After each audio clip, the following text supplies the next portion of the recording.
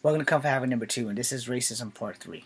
So, I'm going to finish this video saga with these little stories that I went through as a child. Some I am guilty of slight racism, and most of them I have been the victim of slight racism. So like I said, I've had maybe three racist incidents with Asians. I've never hated Asians for it, but I've had at least 3 Asian racist videos. But as a grown person, I get along better with Asian people than I do with blacks or whites. Alright? I've never figured out what the formula is, but I get along better with Asian people. I love my Asian friends, and for the most part, as far as I know, they love me. Unless they're not liking me and just secretly just dealing with me like most people. So my first bad Asian experience, which I'm not counting Native American yet because that came later. But my very first bad Asian experience was not with Jillian because she was half Eskimo and half white. But I had an argument with a kid named Zhang from Vietnam. Which goes back to understand how this happened because Zhang is a Chinese last name. But Zhang, nice kid, we got into it at Burley Moran School. And he had said something to me which started it. But I don't remember what the fuck he said. But my racist retort was, screw you, go back to China and eat your damn rice cakes. Because that was the stereotypical food that Zhang brought to school, was rice cakes. Come find out, they weren't rice cakes. Might have been like rice patties, but they weren't rice cakes. And they weren't other stuff. But they always had strange food. And he was from Vietnam. He wasn't from China. I didn't even know about Vietnam until that day. So, his exact words to me were, and I deserved it, fuck you, I'm from Vietnam, and we don't eat no motherfucking rice cakes. We were cool after that. And then apparently they moved away. But that was my first bad Asian experience. I did not take my anger out on any other Asian people because of that shit. Now, I didn't take my anger out on the black stuff. Before I go any further, harsh words will probably be spoken. All truth, because sometimes I don't have a censor to myself. So the N word and the H word will probably fly out my mouth just reflectively. So let me apologize to white people and black people, because the next few bad experiences were from white people and black people. So as I tell you guys before, again in Burley Moran, we had a race war. But before I go to the race war, there were some black girls, SW and LT. And these young black girls would always call me a half-breed and always tell me that I would never be good enough for black women because you're a half-breed. And that was not the H word that I was talking about, by the way. Honk, honk. That's your hint. So one day I was talking to SW, and since we got the same last name, I'm so glad that that relationship would have never taken off. And I was explaining, look, if we got the same last name, we can't date. Even if we're not biologically related. Excuse me. It's just not going to work for me. Because somewhere down the line, with my luck, I'll find out, yeah, we were biologically related. So, SW looked at me and said, you know what? I can never date a half-breed like you.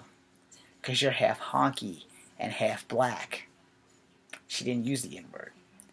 Now, LT, on the other hand, she used both. But she also was freakishly fucking tall for like a second grader. So, she's like, you know, James, you'll never be good enough for a black woman because you're half nigger and half honky. And at the time, you know, at our house, we didn't use those words. Because if you look at my mom's like bona fide white looking. Like, bona fide white looking. I'm going to get in trouble for this. But, screw it. I'm grown. I'll deal with it when I have to deal with it. You know. So, you know, as I thumb through here to try and find her old ass, you know, at the time of these incidences, I didn't even know I was part Native American. That was like the farthest thing from my mind. As far as I knew, I was just black and white. Which is why I never wanted my mom to come to school, because I didn't want the kids to keep picking on me. Which they continued to pick on me because of me and my half-breed status. Alright? And I mean, they literally had nothing better to do than pick on me because of my size and other things until the day they saw my mama. Once they saw my mama, my life was over. Which is why I always wanted either my grandmother to come to school or my Aunt Gladys. Not so much, not so lucky. No. And my feelings were hurt like a mother. Alright, so that's my mom's backside. No. Which explains why I lost her in Scottsville. Because she blended right in with the frag ton of white people that was at the freaking, where the hell were we? We were at a freaking swap meet or some shit. It was some kind of farmer's market, that's what it was. It was a farmer's market. So, you know, it was, it's a little bit crazy. Because my dad had just died. And I hadn't too long got out of the hospital. So, you know, we went down to Scottsville. It was her idea. And I'm thinking to myself, you know, alright, we're going to Scottsville. No big deal. Nothing bad can happen in Scottsville. There you go. So, she's putting me on blend now. And when she came to school, in grade school, the paper hit the fan. Which is how everybody knew I was half honky and half black, or half nigger. Which LT would constantly berate me about. Hello, in case you're still watching. So, again, I don't have the right to be a racist, because I'm multicultural like a motherfucker. So anyway, you know, I took it, and then I was dating a black girl whose name is E. And so, she would do things to really piss me off. And then I dated another black girl who went by the name of Pt3. I'm not giving all names. Her real name was SW. Or SS. Yeah, SS, not SW. Anyway, so SW moved out of school and went to a different school. Not out of state, but she went to a different school. So she was as light as me and then became darker than me. So wherever she went to, she tanned up really well. She was a red bone like a mother. And I didn't meet her again until high school, and I didn't even know it was the same damn girl. Anyway, how you doing, SW? Anyway, so about that time, E also had moved, which is why I started seeing SW. These was like the last black girls that I was messing with in grade school. And so about that time, this race war broke out with the white kids and the black kids. And the white kids would tell me, James, we don't want you with us because you're a half-breed. They never used the nigger word. Never. Except for one girl who I punched in the mouth. But that's a whole nother ballgame. It's also going to be given in this story. And her name was C something. So, when I would go to the black kids, even black family members who apparently had more black in them than I did, because hair, they would go, and they were kin to me by marriage, by the way. Which doesn't make them any less kin to me, by my concern. So they would be like, well, James, we don't want you with us because you're not a real nigger, you're a half nigger. You half honky and half nigger. We can't trust you because you're going to go tell all the honky people what we got planned. And at the same time, the white people didn't want me as their friend because I'm half black and half honky. And so they wouldn't be my friends either. So that was like 2 years of hell there. Then I failed the 4th grade, which didn't help because all of them moved on and I didn't. But there were no more race wars. But rewinding back, the first time I actually got in school and got in trouble was because the girl named C looked me in my face one day at recess, and she looked me dead in my face, and I still remember this to this day because I haven't forgiven myself for hitting her. Even though you could say when I hit her I was in the right, but I wasn't because I knew martial arts, and you should never hit a girl under any circumstance unless she has something in her hand that can hurt you. She looked me dead in the face and said, James, you're a nigger. And before I knew what happened, left hand said, boop! And her mouth said, blood just started coming everywhere. I don't know why I did it. It was a reflex. But when she called me a nigger, it just, boom. And that ain't even my strong hand. I was like, it was the closest hand to her. Because I've been learning karate. Hadn't started learning kung fu until I got like out of high school. But while in kind of like in and out of high school, kind of like 11th grade, is when I started making the switch over because I started losing money and I couldn't really continue with Taekwondo. So when I hit her, I quickly realized I fucked up. No, she started crying, and everybody who was my white friend were no longer my friends. No longer my friends. But they didn't hear the part about her saying, James, you're a nigger. All they heard was, he hit me.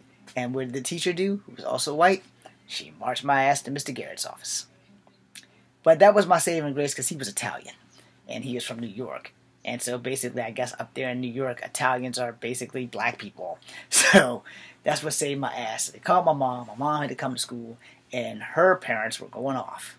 It's like, some little black boy hit my daughter in the mouth, and you're not going to do anything about it? And now, before that, the teacher and Mr. Garrett had the coats out of me because I'd never been in trouble in school before. It's like, you've never been in trouble. Why don't you tell us what she said to you? We never used that word in our house. And I told him, we don't use that word in our house. He's like, what? We don't use the word in our house. Well, what did she say, James? And I was like, I can't say the word because we don't use that word in our house. He's like, well, you can tell us, because if you don't tell us, you're going to be in deeper trouble than you already are. I said, okay, well, she called me a nigger. It's like, what? I said, that's right, she called me a nigger. You don't use that word in my house. He said, have you not seen my mom? We don't use that word in our house. We never use the word nigger in our house. Ever.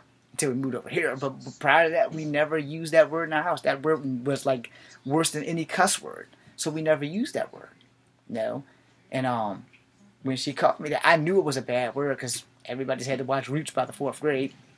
And we happened to have watched it quite a few times. I've watched it in the 2nd grade, the 3rd grade. My family made me watch Roots when I was a child. So, you know, boom. And the parents, they saw my mama, and they thought she was white. And so that's how that revolved into that. And then I got out of trouble because the parents said something, and my mom said, well, hell, if I would have been in his shoes, I'd have punched him in the mouth too. And she's like, what? He's like, my family is mixed. We don't use that word in our house. And if you would like your daughter to not have another busted lip, you should probably tell her to only use shit like that at home. So wherever she is, I am sorry that I bust you in the mouth in the 3rd grade. That being said, we moving on. I got to grade school and got out of it, and that's when I found out in the 5th grade that I was part Native American. I didn't know, and then thank you, Miss Conrad, for that, by the way. I got home, started talking to my mom, started talking to my dad. My dad's mom's Native American. My dad's dad was black, who I never met until about 8 months before he died from a hernia. I knew my grandma Ada. I knew she didn't look like us, but when you were a kid, you don't know racism. Racism is something that is taught. No one in my family has ever taught us to hate people because of their race. You know, no one in my family ever said, well, if James brings a white girl home, we're not going to like her. If James brings an Asian girl home, we're not going to like her. If James brings a black girl home, we might be a little bit more happier, but we're not going to admonish her. We might admonish him, but we're not going to admonish her. We're going to welcome her with open arms regardless of what color she is. So we never used that word in our house. When I got to middle school, it wasn't that bad. I got called half-breed a whole lot. You know, got called punk and faggot a whole lot too, but I'm not gay, which caused fights because, like, when Marty McFly, when people call him chicken, when people call me a faggot, I went into battle mode because I had been street fighting since I was 6 years old, and in middle school, you're like 12, 13, 14. So, at 12, my dad stopped me from beating people up. But those tendencies never left me. And my dad's like, you gotta not fight, son. You gotta not fight anymore. And that's like been the most hardest part of my entire life, was not fighting even when people kind of deserve to get punched in the face. So that being said, it's real hard for me to keep my hands to myself. Y'all have no idea how much that takes. It takes a whole bunch. So, time I got to high school, started working. My last incident with a white person. So as you see, I didn't have any more Asian incidences right there, right? And everything was just mostly black. My last incident with a white person happened in high school and in grade school and at work. So in high school, MS, not the disease, the boy, in the senior year of high school, I'm about ready to kill him. But another guy Gordy. I will mention him because he saved my life, and he basically saved me from myself from beating MS asses to death. Plus, there was a black chick who kept fucking teasing me too because I'm a half-breed, and my cousins took care of her. Anyway, not to implicate any crimes. So when I'm working at Kepler's, and I was like 16 to 19. This man would not stop calling me Chief. Forever and ever and ever. He would not stop calling me Chief. I owe Lou Diamond Phillips for that because of the movie Renegades. And this guy clearly was a Renegades fan, just like a lot of people are Roadhouse fans. But he would not stop calling me Chief. But prior to that, you know, being called a half-breed and being called Chief was the only thing white people really ever called me. And a lot of white people, let me defend them now. Ah, my ass, because sitting down sucks. A lot of white people would respectfully ask me what my race was.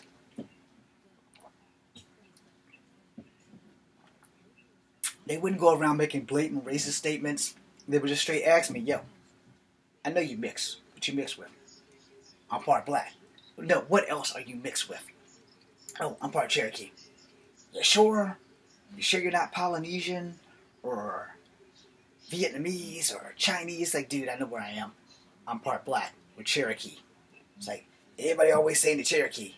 You got proof of that? It's like, well, my great-grandmother does not have a hairdress. She does not have a tomahawk, but she can be traced back to the Powhite Reservation.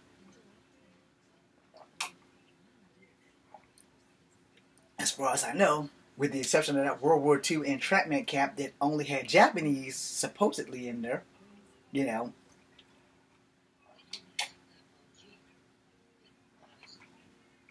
I said, I'm pretty sure that I'm Cherokee. And that was the thing, you know. And this white guy came to my job for 3 years. Every Friday, Saturday, and Sunday. I got friends in low places, gonna go on down to the oasis, or and the thunder rolls and the lightning strikes, but most of all, the thunder rolls. Those were the songs that he put. Oh yeah, don't tell my heart, my achy breaky heart, I just don't think it understands. 'Cause if you tell my heart, my achy breaky heart, I don't know the rest of the words, so I guess I'll make it up in the end. Anyway, those are the 3 songs that he played every day for 3 years. Every Friday, Saturday, and Sunday when I worked. I had to stop working Sundays because I started getting stressed out that my face started shaking. Yes, your face can shake. So, every Friday, Saturday that I continued to work, he come there. Hey, Chief. How's it going, Chief? What's up, Chief? Now I got a name tag. Biggest day. And the more I asked him to say my name, not the Beyonce way, but the more I asked, I was like, yo, dude, could you please just call me by my name? It's right here. It's not Chief. It's not Brave. It's not Scout. It's James. Just call me James. And he called me Chief every damn day until I stopped working there. So that was like getting close to the last part of my racist incidents with white people. So the last racist incident that I had with white people there was, you know, I was doing martial arts, showed a couple of dudes some stuff. There was actually one dude who went and told his friends that this black dude was a badass. And then they jumped me. And then they found out that I was a badass. Hi, guys. Anyway, after that, you know, I couldn't quit my job. And the white guy that was a co-worker, his name's Chris, real big tall guy, he was a ginger. That means he has red hair. He watched the whole thing, never came up there to help me, but he also thought that I was a charlatan, thought that my shit was fake. So when he found out that my shit wasn't fake, he became like my biggest fan. And he wouldn't let me live that shit down for almost like 4 months. He's like, hey, don't mess with that boy. That boy's Karate Kid. He know his shit. Yeah, he's like little Bruce Lee up in this motherfucker, yo. Y'all don't want to fuck with him. Yeah, show us some shit. And I placated them, showed them a tornado kick, jumping spin kick combo, that kind of shit. But at the same time, I still hadn't forgot that this bastard watched me get jumped by 2 white cats at the dumpster while he was down there talking to chicks, and then he turned over and he looked and he saw me. Never said anything. And what he saw was a dude grab me, and my arms was like this, and the guy's ragdolling me, and I flipped him. I landed on top, and I elbowed him in the sternum. I rolled up off him. Let's go. And when he got up, I went to drive my fist through his face, and his girlfriend had superpowers because she magically got between his fist and my fist. So therefore, girls are awesome. So after that, that was like slowing down. Then I started having white problems with people that were white in college. I got bullied by a teacher, Miss Deal, and she told me that I had to go get all the obituaries of my friends that died, and that was the thing. But for the most part, most of my bullying has come from black people. And so, as I said before at the beginning of this video, I don't have the right to be a racist because I am part black, part Cherokee, and part white. That way that was in biological or chronological or alphabetical order, but I normally go, I am part Cherokee, part black, and part white because I feel more Cherokee than black. I'm going to explain that before I end this video. See, my great-grandmother on my dad's side, I spent a lot of time with her before she passed. She passed when I was 12 years old. Where on my mother's side, I lost my grandfather at the age of 6, and he looked as light as she did, if not lighter. He basically looked like a black man with let me rephrase that. He looked like a white man with a very good tan. He could pass for white any given day. So one of his parents was actually white. And back in those days, they didn't really believe in that kind of crap because it was illegal. It was illegal for black women to be loved by white men, or white men to be loving black women, or white women to love black men. All that shit was illegal. So basically, however he was conceived, it was illegal. Alright? So, already you can tell my family's starting off wrong on both sides. But, more on my mom's side than my dad's side, because, I don't think that Native Americans really had a concept of who gives a shit about what color you are, But for my mom's side, her mom's Native American, or Native American and black. We're still working on that because she was adopted, where my dad's mom and her mom before her are Native American, where my dad's black, my mom's dad is mixed. So I'm 1,000% human mutt. But to end this thing, you can't change your family, and you can't change your ethnic background or your cultural background, and you can accept other cultures and do other things. You can practice Buddhism, and you can practice Shintoism, and you can practice what the hell was it? Taoism. You can practice all those, but you can also practice Christianity. You can also practice Baptist. You can practice Catholic. These are all religions, by the way, as well as ethnic backgrounds or cultural backgrounds and differences. But the one thing you can't change is your lineage and where you came from. So if you are of color, you are of color. The end. The sooner we figure out what person of color did something to what other person to make them raise their children and everybody around them to hate people of color, we can solve this problem. Because here's the thing. If I don't wash my ass, it's going to stink. If you don't wash your ass, it's going to stink. If you don't brush your teeth, your breath's going to stink. And your teeth will probably fall out. So, what do every human do in the morning? We get up. We take a swig of Listerine. Pop a toothbrush on some toothpaste, which I'm about to go do in a minute. And we call it a damn day. We jump in the shower. We wash our ass. We wash our arms. We wash our no-no spots. We slap on some deodorant. And if you're not feeling super fresh in the nether regions, you slap on some baby powder. Because it's going to keep you dry and get everything down there somewhat in a sensible sense of area. And we're going to go out our day. But, there's not a human on earth who wants to stink on purpose. So why are we racist? We'll never know until we address it. It's Kung Fu Advocate number 2. B, C, and U.